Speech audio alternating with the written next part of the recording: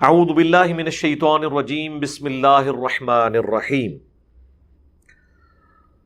وَلُوطًا اذ قَالَ لِقَوْمِهِ، اور لوط کو ہم نے پیغمبر بنا کر بھیجا اس حال میں کہ انہوں نے اپنی قوم سے فرمایا أَتَأْتُونَ الْفَاحِشَةَ مَا سَبَقَكُمْ بِهَا مِنْ أَحَدٍ مِّنَ الْعَالَمِينَ، کیا تم ایسی بے حیائی کرتے ہو کہ جو تم سے پہلے آج تک دنیا میں کسی نے نہیں کی؟ انکم لتأتون الرجال شہوۃ من دون النساء، بے شک تم جاتے ہو مردوں کے پاس شہوت کے لیے عورتوں کو چھوڑ کر، بل انتم قوم مسرفون، بلکہ تم تو حد سے گزر جانے والی قوم ہو۔ حضرت لوط علیہ السلام کا ذکر قرآن حکیم میں کئی ایک مقامات پہ ان کی قوم کے تفصیلی حالات آئے ہیں۔ ان میں سے ایک مقام سورۃ الاعراف بھی ہے۔ یہ حضرت ابراہیم علیہ السلام کے بھتیجے تھے۔ سورۃ العنکبوت میں آیا کہ ایک لوط ان پر ایمان لے کر آئے ابراہیم علیہ السلام پر۔ اللہ تعالیٰ نے انہیں پیغمبر بنا کر سدوم کی بستی کی طرف بھیجا۔ یہ آج بھی بستی موجود ہے، لیکن تباہ شدہ حال کے اندر، اردن اور فلسطین کے درمیان اس ٹریک میں یہ بستی آتی ہے۔ اس کے کھنڈرات اور جو عذاب کے اثرات وہ ابھی تک وہاں پر موجود ہیں۔ اس کی ویڈیوز یوٹیوب کے اوپر ریئل ٹائم موجود ہیں، جس نے دیکھنی ہو وہ دیکھ سکتا ہے۔ انگلش میں ہم سڈوم، کہ وہ ڈی یوز ہوتا ہے، سوڈومی کی ٹرم اس عمل کے لیے ہے۔ ہومو سیکچویلٹی بعض لوگ اس کے لیے لواطت قوم لوط کی وجہ سے استعمال کرتے ہیں، بلکہ یہ سارے الفاظ اس کے لیے استعمال ہوتے ہیں، اور اس کا ذکر تورات کے اندر بھی موجود ہے۔ حضرت لوط علیہ السلام پر صرف ان کی 2 بیٹیاں ایمان لے کر آئیں، ان کی اپنی بیوی بھی کافرہ تھی، وہ بھی قوم کے ساتھ برباد کر دی گئی۔ کوئی ان پر ایمان نہیں لے کر آیا سوائے 2 بیٹیوں کے۔ ان کی قوم جو ہے وہ مردوں کے ساتھ بدفعلی کے کبھی گناہ کے اندر مبتلا تھی، جس کی باقیات آج کل آپ کو مدارس میں، بعض کالجز یونیورسٹیز کے ہاسٹلز میں بھی نظر آتی ہیں۔ اور اس حوالے سے میں کافی دفعہ بول چکا ہوں، آپ کو پتہ ہے جب وہ مفتی عزیز صاحب کی ویڈیو لیک ہوئی تھی، اس کانٹیکسٹ میں بھی قوم لوط کا عمل مدارس کے اندر، یہ آپ یوٹیوب پہ لکھیں، لاکھوں لوگوں نے وہ ویڈیو دیکھی ہے۔ مسند احمد میں حدیث ہے، مشکات میں بھی یہ ساری احادیث موجود ہیں۔ آپ کو کتاب النکاح چیپٹر میں یہ احادیث مل جائیں گی اینڈ پہ جا کے، اور کتاب الحدود چیپٹر جو مشکات کا ہے، جس میں گناہوں کی سزا کیا ہے مختلف گناہوں کی، اس کانٹیکسٹ میں بھی آپ کو یہ ساری احادیث مل جائیں گی۔ پرائمری بکس مسند احمد، جامعہ ترمذی کے اندر تفصیل کے ساتھ یہ احادیث موجود ہیں۔ مسند احمد میں حدیث ہے کہ ایسا شخص ملعون ہے جو یہ بدفعلی کا عمل کرتا ہے، چاہے وہ مرد کے ساتھ کرے خواہ وہ عورت کے ساتھ۔ اور جامعہ ترمذی کے اندر حدیث موجود ہے کہ اللہ تعالیٰ ایسے شخص کی طرف نظر رحمت نہیں فرماتا جو مرد کے ساتھ یا کسی عورت کے ساتھ، خواہ وہ اس کی بیوی ہو، اس طرح کا عمل کرے۔ جامعہ ترمذی اور ابو داؤد کے اندر موجود ہے کہ ایسے لوگوں کی سزا یہ ہے کہ فاعل اور مفعول دونوں کو قتل کر دیا جائے اگر وہ بالرضا کر رہے ہیں، اور اگر ظاہر ہے کہ بالجبر ہوا ہے تو پھر صرف فاعل کے ساتھ یہ معاملہ کیا جائے گا۔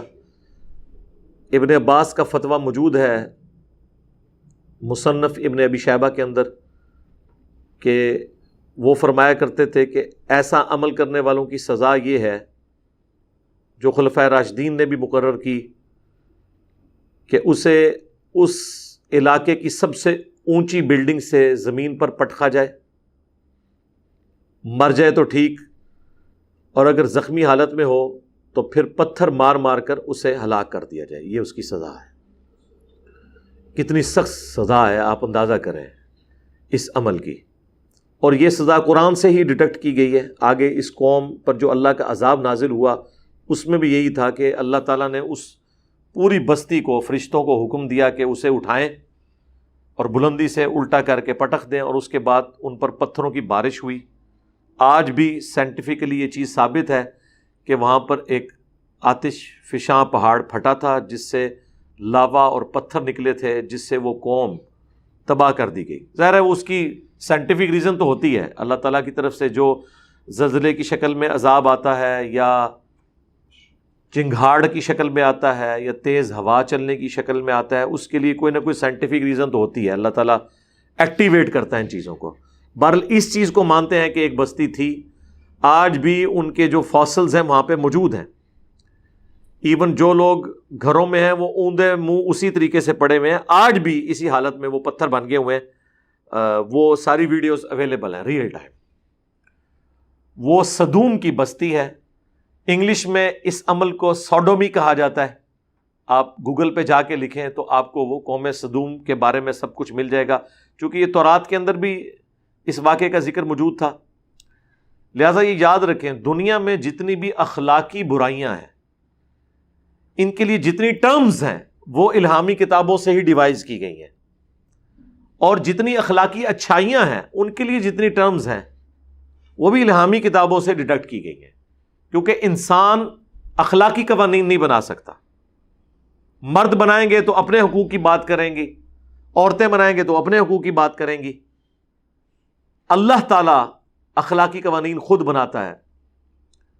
اور یہاں پر بھی اللہ تبارک و تعالیٰ نے اس قوم کا ذکر کیا تاکہ لوگ اس برائی سے بچیں. امریکہ کی بعض سٹیٹس کے اندر مرد کی مرد کے ساتھ شادی کو انہوں نے یعنی ایک آئینی شکل، قانونی شکل دے دی ہے. حالانکہ دنیا میں آج بھی اس کام کو ایک برا فعل کے طور پر مانا جاتا ہے اور اس کی آؤٹ پٹ کچھ نہیں ہے، کیونکہ یہ جو تعلق ہے اس کی آؤٹ پٹ اولاد تھی، اور وہ مرد کا مرد کے ساتھ ممکن نہیں ہے. اسی لیے ہم ویسٹرن ڈیموکریسی کو کفر اور شرک مانتے ہیں کہ وہاں پر اگر کثرت رائے سے یہ فیصلہ ہو جائے کہ یہ حرام کام بھی الاؤ ہے ہمارے معاشرے میں، تو وہ اسے اسٹیبلش کر دیتے ہیں. اسی وجہ سے ویسٹرن ڈیموکریسی کو کفر کہا جاتا ہے. جبکہ جس ڈیموکریسی کو ہم جائز سمجھتے ہیں وہ قرآن کی روح سے وَأَمْرُهُمْ شُورَىٰ بَيْنَهُمْ، مسلمانوں کا آپس کا جو معاملہ ہے وہ مشورے سے طے پاتا ہے، کثرت رائے سے حلال کے دائرے کے اندر. نبی الاسلام بھی خلفائے راشدین بھی اسی کی بنیاد کے اوپر فیصلے کیا کرتے تھے. حلال کے دائرے کے اندر کثرت رائے دیکھی جائے گی. اور چونکہ وہ قبائلی سسٹم تھا، قبائلی سسٹم کے اندر ہر بندے سے ووٹنگ نہیں کروانی ہوتی، بلکہ جو قبیلے کا سردار ہے ونس وہ فیصلہ کرتا ہے کسی معاملے میں، اس کی ووٹ پورے قبیلے کی ووٹ شمار کی جاتی ہے. کیونکہ اس زمانے میں قبائل کے سردار دھکے کے ساتھ نہیں بنا دیے جاتے تھے، سب سے کمپیٹنٹ بندہ چنا جاتا تھا، وہ ڈیزرو کرتا تھا، وہ اس قوم کا سب سے ذہین آدمی ہوتا تھا، اس کی ووٹ پوری قوم کی، پورے قبیلے کی ووٹ مانی جاتی تھی. اگر حسین ابن علی نے یزید کی بیعت نہیں کی تو اس سے مراد صرف حسین ابن علی نہیں تھے، پورا قبیلہ بنو ہاشم تھا، کیونکہ وہ اس کی اس وقت سرداری کے اوپر فائز تھے. اسی طریقے سے اگر حضرت زبیر نے بیعت نہیں کی تھی تو وہ پورا قبیلہ تھا جو حضرت زبیر کے ساتھ اٹیچ تھا، عبداللہ ابن زبیر جو حضرت زبیر کے بیٹے تھے، تو وہ پورے قبیلے کی بیعت نہ کرنا شمار ہوگا. قبائلی سسٹم میں ووٹنگ کا یہ طریقہ ہوتا تھا. لہذا ماڈرن ڈیموکریسی کو اگر اس میں حلال اور حرام کا فیصلہ قرآن و سنت کے مطابق ہو اور حلال کے دائرے کے اندر اندر کثرت رائے سے فیصلہ ہو تو ہم اسے عین خلافت راشدہ کی ماڈرن فارم سمجھتے ہیں،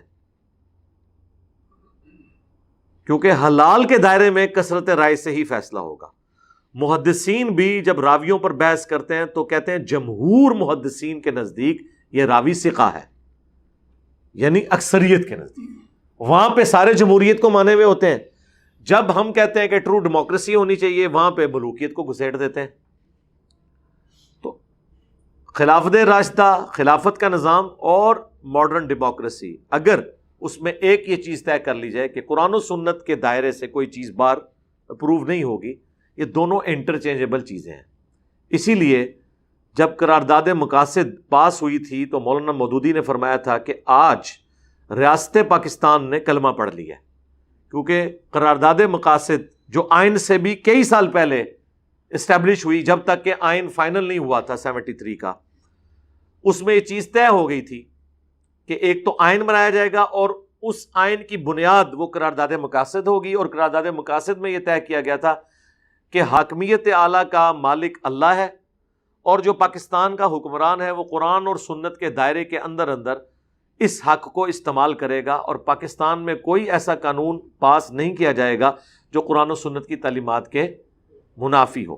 پریکٹیکلی اگر کوئی چیزیں ہوتی ہیں تو اس کے لیے بھی پھر سسٹم طے کیا گیا کہ اسے پھر کس طریقے سے اسلامی نظریاتی کونسل تک بات پہنچائی جائے گی اور وہ پورے معاملات ہوں گے۔ اس میں ابھی بھی کمزوریاں موجود ہیں، لیکن ان پرنسپل یہ ایسٹ ہے کہ ہم نے یہ چیز تعلیم کے طور پر ایک اپنے سلیبس کے اندر یا اپنے آئین کے اندر یہ چیز طے کر لی ہے۔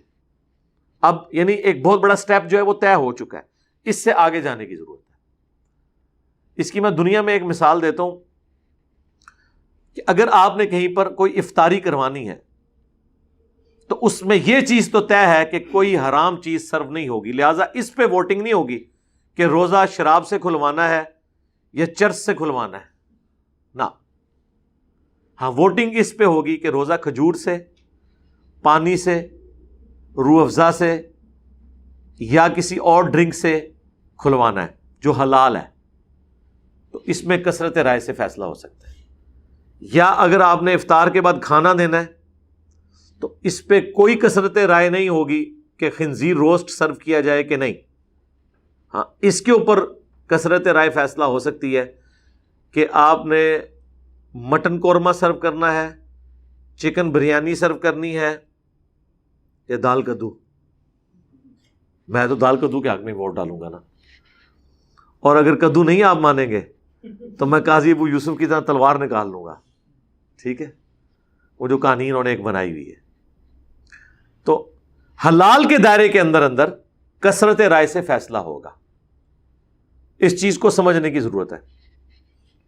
چونکہ اب یہ ساری چیزیں اس کے ساتھ جڑی ہوئی ہوتی ہیں، تو میں نے چونکہ ہومو سیکچویلٹی کئی ملکوں کے اندر وہ کہہ رہے ہیں جی یہ ایک بیسک ہیومن رائٹس کے خلاف ہے کہ اگر لوگ چاہتے ہیں تو ہم ان کے رائٹس کے درمیان ہرڈل کیوں بنیں؟ وہ اس لیے بنیں گے کہ جو اخلاقی قوانین ہیں وہ گاڈ کے بنائے ہوئے قوانین ہیں، اور جب کوئی ریاست اس حوالے سے طے کرتی ہے کہ یہاں پہ ڈومیننٹ عوام جو ہے وہ اس مذہب سے تعلق رکھنے والی ہے، پھر اس میں قانوناً ایسے قوانین ہی بنائے جائیں گے جس کی وجہ سے انارکی نہ پھیلے، اس چیز کو فالو کیا جائے گا۔ ہاں اگر یہ کوئی اپنا علیحدہ ملک بنا لیتے ہیں، کسی اور ریاست میں چلے جاتے ہیں تو ٹھیک ہے، کرتے رہیں جو کچھ انہوں نے کرنا ہے، وہ جانے اللہ کا معاملہ، چھپ کے کرتے ہیں ان کا معاملہ، لیکن قانونی جب آپ اس کو شکل دیں گے تو اس کی پھر قباحتیں شروع ہو جاتی ہیں۔ اور اس حوالے سے بعض اوقات لوگ جو جنت میں بھی ایسے معاملات ہیں اس کو بھی ڈسکس کرتے ہیں کہ جی جنت میں جو ہے وہ لڑکے ہوں گے جو سرو کریں گے جنتیوں کو، وہ ویٹرز کے طور پر ہوں گے، اس کام کے لیے نہیں ہے۔ یہ اللہ تعالیٰ نے جو اپنی ڈیسٹنی میں چیز مقرر کر دی ہے وہ اسی طریقے سے ہے۔ اب جب حضرت لوط علیہ السلام نے ان کو کہا کہ تم جو اللہ تعالیٰ نے عورت یعنی بیویاں بنائی ہیں ان کی بجائے تم یہ والا کام کرتے ہو، بل انتم قوم مسرفون، بلکہ تم حد سے بڑھنے والے ہو، تو اس کے جواب میں انہوں نے کیا کہا؟ وما کان جواب قومی، اور ان کی قوم کا جواب نہیں تھا الا مگر یہ ان قالوا اخرجوہم من قریتکم، کہ وہ سب کے سب کہنا شروع ہو گئے کہ اس کو جو ہے نا وہ اس بستی سے نکال دو، انہم اناس یتطہرون، یہ بڑے پاک باز لوگ بننا چاہتے ہیں، یعنی حضرت لوط اور ان کی 2 بیٹیاں، اور تو کوئی ایمان ہی نہیں لے کے آیا تھا۔ یہ ہوتا ہے جب آپ کے پاس دلائل ختم ہو جائیں، پھر آخری حال یہ ہوتا ہے کہ آپ ان کو یہاں سے نکال دو۔ ٹھیک ہے، تم نے اپنا اسلام لے کے رکھنا ہے تو جاؤ یہاں سے تم نکل جاؤ، ہم تو برے لوگ ہیں، ہم میں رہو ہی نہ، بجائے یہ کہ اپنی برائی کو مان لیں۔ یہاں آج علماء بھی آپ کو یہی کرتے ہیں، آپ کسی کو مشورہ دیں کہ میرے بھائی یہ سنت کے مطابق یہ عمل ہے، وہ کہتے ہیں جی آپ کا دل کرتا ہے تو ٹھیک ہے، ادروائز آپ ہماری مسجد سے نکل جائیں۔ سیم وہی انالوجی ہے، فارمولے سیم ہے، ہر جگہ آپ کو وہ اپلائی ہوتے ہوئے نظر آئیں گے۔ اچھا یہاں پہ آپ دیکھیں ایک لفظ استعمال ہوا ہے جواب، یہ جواب عربی کا لفظ ہے، اردو میں بھی استعمال ہوتا ہے۔ اچھا اردو میں عموماً لوگ اردو بولتے ہوئے جواب کہتے ہیں، وہ لفظ غلط ہے، اصل لفظ ہے اردو میں جواب، کیونکہ عربی سے ہے نا، جیم کے اوپر کیا ہے؟ زبر، اور جواب کس کا ہوتا ہے؟ سؤال، اردو میں ہم اسے زبر سے پڑھتے ہیں سوال، سوال لفظ غلط ہے، یعنی اردو میں جو آپ بول رہے ہیں اس کے بالکل الٹ ہے، سوال کے اوپر زبر ہے اردو کے اندر جو ہم بول رہے ہوتے ہیں، لیکن اصل لفظ کیا ہے؟ سؤال، واو بھی کوئی نہیں، سین پہ پیش، واو کے بعد وہ جو الف ہے وہ حمزہ اس کے اوپر ہے، سؤال، سؤال اور جواب، لیکن ہم کیا بول رہے ہوتے ہیں؟ سوالو جواب، یا جواب بھی بعض بول دیتے ہیں، یہ لفظ جواب ہے، یہ لفظ آ گیا۔ اردو میں بعض اوقات ڈکشنری میں آپ کو الفاظ نہ مل رہے ہوں تو قرآن میں آپ کو کافی سارے الفاظ مل جائیں گے جس سے آپ کو پتہ چل جائے گا کہ اس میں یہاں پہ زبر آتی ہے یا زیر آتی ہے یا پیش آتی ہے۔ فَأَنْجَيْنَاهُ وَأَهْلَهُ إِلَّا امْرَأَتَهُ، تو اللہ تعالیٰ فرماتا ہے ہم نے نجات دے دی انہیں اور ان کے گھر والوں کو سوائے ان کی بیوی کے، کانت من الغابرین، وہ بھی پیچھے رہنے والوں میں شامل ہو گئی۔ یہ دو پیغمبر ایسے ہیں جن کی بیویاں بھی کافرہ تھی، حضرت لوط اور نوح علیہ السلام۔ وَأَمْطَرْنَا عَلَيْهِمْ مَطَرًا، اور ہم نے ان پر برسایا می پتھروں کا۔ فانظر کیف کان عاقبۃ المجرمین، تو پھر دیکھو کیسا انجام ہوا ایسے مجرمین کا۔ اب یہاں پہ وہ تفصیلی واقعہ نہیں آیا، بس یہاں پہ یہ کنکلوڈ ہو گیا۔ قرآن حکیم میں سورۃ الحجر کے اندر تفصیل سے یہ واقعہ آئے گا کہ ان کے اوپر پتھروں کی بارش ہوئی تھی، پھر سورۃ الذاریات میں آئے گا کہ حضرت ابراہیم علیہ السلام کے پاس فرشتے آئے انسانی شکل میں، اور حضرت ابراہیم ان کے لیے بنا ہوا بچڑا لے کر آ گئے۔ جب انہوں نے دیکھا یہ تو کھانا نہیں کھا رہے، اور اس زمانے کے اندر جب کوئی آپ کا نمک نہ کھائے تو اس کا مطلب ہوتا تھا کہ یہ آپ کا دشمن ہے، کیونکہ اتنی غیرت اس وقت لوگوں میں موجود تھی کہ اگر کسی کے گھر سے نمک کھایا ہے نا تو اب اس کے خلاف نیگیٹو ایکٹیویٹی پرفارم نہیں کرنی۔ تو حضرت ابراہیم علیہ السلام دل میں گھبرا گئے کہ یہ مجھے نقصان پہنچانے آیا ہے، تو پھر فرشتوں نے تسلی دی کہ ہم فرشتے ہیں، انسانی شکل میں آئے ہیں۔ اب اتنے واقعے سے ہی آپ کو کتنے عقائد کلیئر ہو گئے۔ حضرت ابراہیم علیہ السلام کو پتہ ہی نہیں چلا یہ فرشتے ہیں جو انسانی شکل میں آئے ہیں۔ علم غیب کا عقیدہ بھی کلیئر ہو گیا کہ اس وقت ہوتا ہے جب اللہ بتاتا ہے۔ اگر ان کو پتہ ہوتا تو اتنی تکلیف اٹھاتے کہ بچڑا پہلے ذبح کرتے، پھر اس کا گوشت کرتے، پھر پکا کے لے کے آتے، بے فکر ہو کے بیٹھنا تھا۔ جس طرح ہمیں رمضان میں پتہ ہوتا ہے کوئی آ بھی جائے مہمان، پتہ چل جاتا ہے روزے سے ہے تو بس بے فکر ہو جاتے ہیں، اور جب پتہ چلے افطار سے پہلے ہی جانا ہے پھر تو اور بے فکر ہو جاتے ہیں، ٹھیک ہے۔ تو ابراہیم علیہ السلام بے فکر ہو جاتے ہیں، نہیں ہوئے۔ اس کے بعد ابراہیم علیہ السلام کو یہ بھی نہیں پتہ چلا کہ یہ جو لڑکے ہیں جو لڑکوں کی شکل میں آئے تھے یہ فرشتے ہیں جو انسانی شکل میں آئے تھے۔ پھر قرآن میں آیا کہ ابراہیم علیہ السلام ان سے جھگڑنا شروع ہو گئے اس معاملے میں کہ جب انہوں نے یہ بتایا کہ ہمیں اللہ نے بھیجا ہے کہ ہم ایک قوم کو الٹنے کے لیے آئے، تو حضرت ابراہیم نے پوچھا کون سی قوم؟ تو انہوں نے کہا وہ سدوم کی جو بستی ہے۔ تو حضرت ابراہیم نے فوراً کہا کہ وہاں تو لوط بھی ہے میرا بھتیجا، حالانکہ حضرت ابراہیم کو بھی پتا تھا، لیکن پیغمبر رقیق القلب ہوتے ہیں۔ تو انہوں نے کہا کہ ہمیں پتا ہے ان کو اور ان کے گھر والوں کو ہم بچا لیں گے سوائے ان کی بیوی کے، 2 بیٹیاں ان کی بچیں گی اور وہ بچیں گے، ٹھیک ہے۔ یہ تو خیر انہوں نے بعد میں اس کی تعداد بتائی۔ پہلے حضرت ابراہیم کے بارے میں قرآن میں آتا ہے کہ حضرت ابراہیم جھگڑا کرنا شروع ہو گئے ان کے ساتھ اس بات پہ کہ کسی طریقے سے عذاب ٹل جائے. اور حضرت ابراہیم نے اپنی طرف سے، اب یہ جو آگے ڈیٹیل ہے نا، جھگڑنے کا ذکر قرآن میں ہے کہ بحث شروع کر دی، لیکن وہ تفصیل کیا ہے وہ تورات میں ہمیں ملتی ہے کہ حضرت ابراہیم نے کہا کہ اچھا مجھ سے تم یہ وعدہ کرو کہ اگر 10 بندے نکل آئے ایمان والے تم اس بستی کو نہیں الٹو گے. فرشتوں کو تو اللہ نے بتایا ہوا تھا کہ کتنے بندے ہیں. انہوں نے کہا جی لو جی وعدہ. انہیں ایویں اپنی یاری نبھائی حضرت ابراہیم نال کہ تسی فرماتا ٹھیک ہے خلیل اللہ ہو تسی تہاڈی گل دا بھرم رکھاں گے. اور وہ بھرم بھی انہوں نے ادھر تک ہی رکھنا تھا جتنی اللہ نے اجازت دی ہوئی تھی، ورنہ اللہ کے حکم کے بغیر تو کمٹمنٹ نہیں کر سکتے تھے. حضرت ابراہیم کو شک پڑ گیا کہ وہ کام جو ہے نا کوئی ڈل گیا ہوا ہے. پھر حضرت ابراہیم نے کہا کہ نہیں 10 نہیں 5. انہوں نے کہا ہاں اگر 5 بھی نکل آئے نا تو معافی. حضرت ابراہیم کو کیا پتا تھا کہ 5 بھی نہیں نکلنے. ٹھیک ہے، یہ تو جناب ختم نبوت کی برکت ہے جو یہ امت اتنے بڑے لیول کے اوپر توحید قبول کیے ہوئے ہے، پیغمبروں کی دعوت کو مانے ہوئے ہیں. یہ نبی الاسلام کی ختم نبوت کی برکت ہے. ادروائز انسانی تاریخ نے کبھی ایسا وقت نہیں دیکھا کہ اتنی بڑی تعداد کے اندر موحدین دنیا میں موجود ہوں. ہمیشہ اکثریت گمراہوں کی رہی ہے.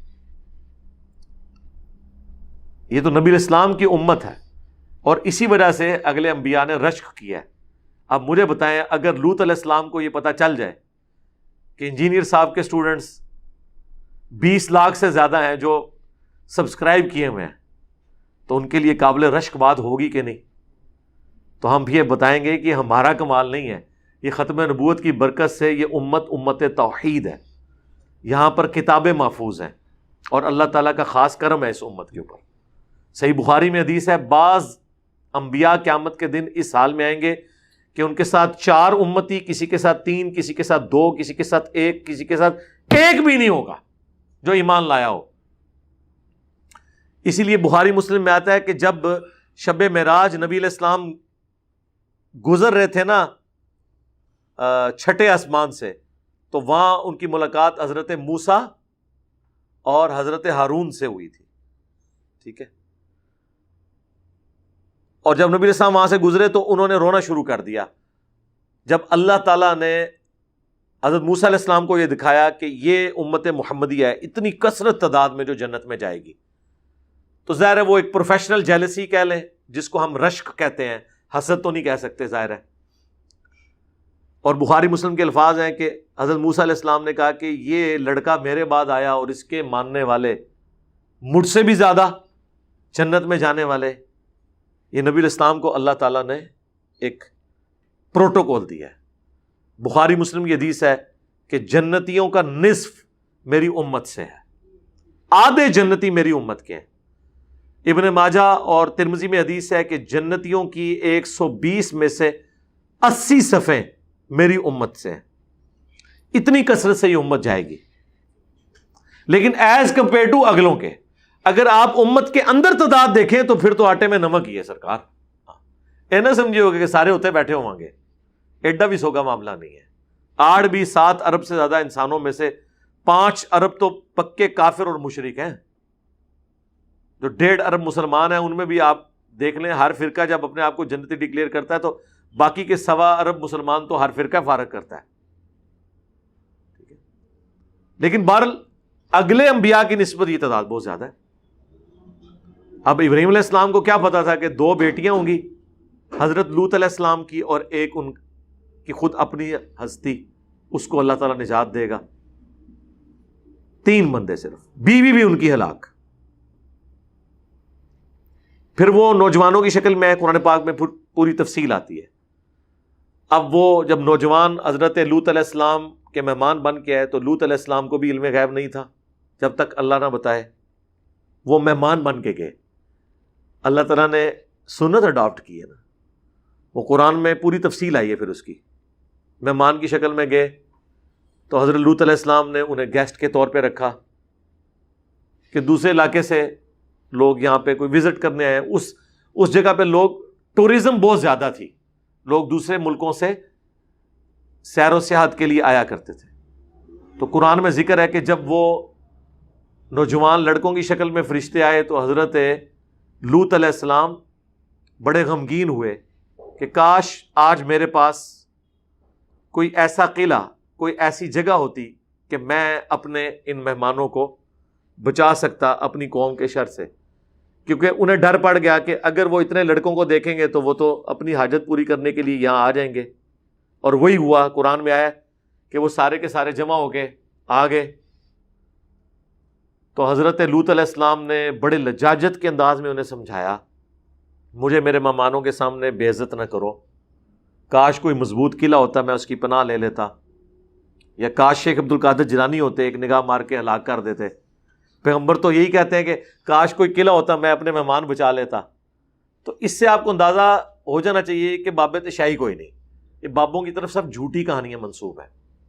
پیغمبروں کو کوئی ایسی چیز نہیں ملی ہوئی تھی جو یہ نگاہ مار کے تو یہ کر دیں وہ کر دیں. تو حتیٰ کہ حضرت لوط علیہ السلام نے کہا کہ کسی کو زیادہ مسئلہ ہے تو یہ میری بیٹیاں ہیں، ان کے ساتھ شادی کر لو، کسی نے کرنی ہے. انہوں نے کہا کہ یہ ہمیں مشورے اپنے پاس رکھو، تمہیں پتہ ہے ہم کس کام کے لیے آئے ہیں. اس وقت پھر فرشتوں نے اب دیکھا نا کہ حضرت لوط علیہ السلام جو ہے وہ ان کا وہ تھریش ہولڈ پوائنٹ کراس کر گیا ہے، ظاہر ہے پریشانی، ٹینشن. انہوں نے کہا آپ گھبرائیں نا، ہم اللہ کے فرشتے ہیں، یہ ہمیں کیا نقصان پہنچائیں گے، ان کو الٹنے کے لیے ہم آئے ہوئے ہیں. بس رات کے آخری پہر آپ نے اپنے گھر والوں کو اپنے ساتھ لے کے نکل پڑنا ہے،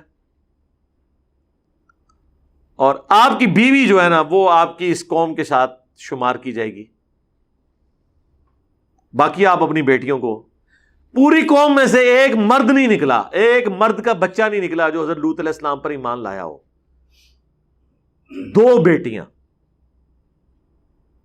اور کہا کہ آپ رات کے آخری پہر لے کے نکلیں، ان کے اوپر عذاب آئے گا، ہمیں حکم ہے کہ ہم اس بستی کو الٹیں گے اور ان پہ پتھروں کی بارش ہوگی. وہی ہوا، حضرت لوط علیہ السلام اپنی بیٹیوں کو، بیوی کو بھی ساتھ لے کے نکل پڑے. ظاہر ہے بندے فیملی کا تو ایک ہوتا ہے نا سلسلہ، اگرچہ انہیں بتا دیا گیا تھا اس نے کو نہیں بچنا، ان کا چلو ایک آخری ٹرائی مار کے دیکھ لوں، لیکن آپ کو پتا ہے کہ موت کے غرغرے سے پہلے پہلے توبہ قبول ہوتی ہے. چونکہ اللہ نے عذاب کا فیصلہ کر لیا تھا، اگرچہ اس کی ایگزیکیوشن چند گھنٹے بعد ہوئی، لیکن فیصلہ ہو چکا تھا. اس سے پہلے تو وہ ایمان نہیں لائی تھی، نہ بعد میں اس نے لانا تھا. تو حتیٰ کہ قرآن میں یہاں تک الفاظ ہیں کہ ہر بندے کے نام کا پتھر ہم نے مخصوص کیا ہوا تھا اللہ کی طرف سے. جی طے تھا کہ یہ والا پتھر اس بندے کے نام کا ہے، وہ اسی کو آگے لگتا تھا جب وہ آتش فشاں پھٹا جو پتھروں کی بارش ہوئی.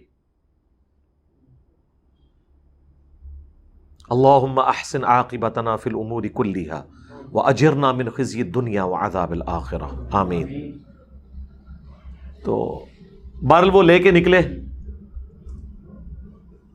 یہاں تک تو قرآن میں آیا. تو رات میں یہ ہے کہ جب وہ جا رہے تھے بیوی بھی ساتھ تھی. قرآن میں یہ الفاظ آئے ہیں کہ پیچھے مڑ کے نہیں دیکھنا. یہ آپ نے اکثر اپنی سٹوریوں میں سنا ہوگا، پیچھے جو مڑ کے دیکھے گا پتھر بن جائے گا. یہ قرآن سے ہی انہوں نے اخذ کیا ہوا ہے. فرشتوں نے کہا تھا کہ آپ کو جب چیخوں کی آواز آئے نا، آپ کی قوم کے اوپر عذاب آ رہا ہو، تو آپ نے مڑ کے نہیں دیکھنا. یہ نہ ہو کہ پیغمبر ہیں تو دل پسیج جائے. مڑ کے نہیں دیکھنا، کیونکہ وہ عذاب نازل ہو رہا ہے اور عذاب والا مقام ہے. آپ نے سیدھا آگے جانا ہے جب تک کہ آپ کو وہ جگہ نہ بتا دی جائے جہاں آپ کا پڑاؤ ہونا ہے. تو رات میں پھر یہ ملتا ہے کہ ان کی جو بیوی تھی نا، جب اس نے چیخو پکار سنی تو ظاہر ہے اس کی ہمدردیاں اپنے خاوند کے ساتھ تو نہیں تھیں. اس نے مڑ کے دیکھا، ہائے میری قوم. بس جب مڑ کے دیکھا تو اس کے حصے کا پتھر اسے لگا، اور وہ پیغمبر کے ساتھ ہوتے ہوئے بھی ماری گئی، کیونکہ اس کے اعمال اور عقائد پیغمبروں والے نہیں تھے. آپ بے شک کہتے رہیں کہ جو کچھ بھی ہیں تیرے محبوب کی امت سے ہیں. وہ کہتی رہی کہ جو کچھ بھی ہوں تیرے محبوب کی بیوی ہوں. اس وقت تو محبوب لوط علیہ السلام ہی تھے نا، لیکن اس کی چیخو پکار کوئی کام نہیں آئی، مار دی گئی. 2 بیٹیاں لوط علیہ السلام کی جو آپ پہ ایمان لائی تھیں وہ بچا لی گئی، اور وہ پوری کی پوری قوم ہلاک ہوئی. سدوم کی بستی بحر مردار کے کنارے، ڈیڈ سی کے کنارے، آج بھی ان کے اثرات موجود ہیں. اسی طریقے سے وہ گھٹنوں کے بل گرے ہوئے ہیں اور اوندے منہ پڑے ہوئے ہیں.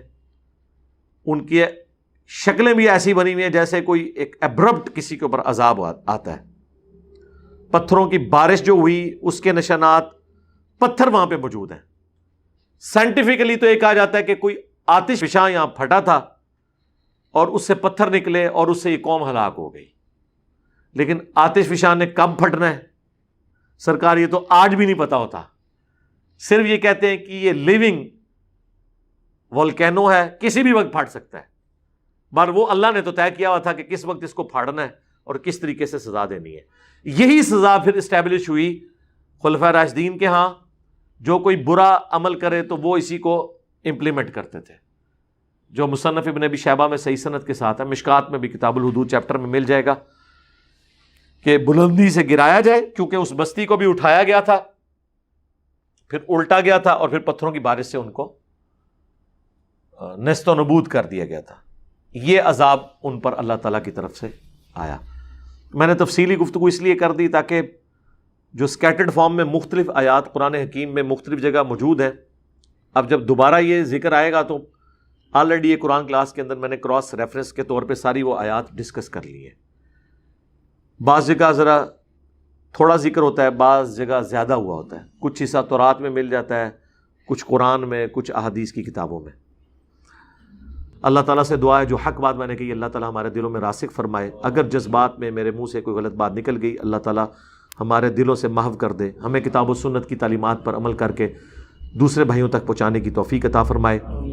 سبحانک اللہم و بحمدک اشہد ان لا الہ الا انت استغفرک و اتوب الیک وما علینا الا البلاغ المبین. جزاکم اللہ خیرا.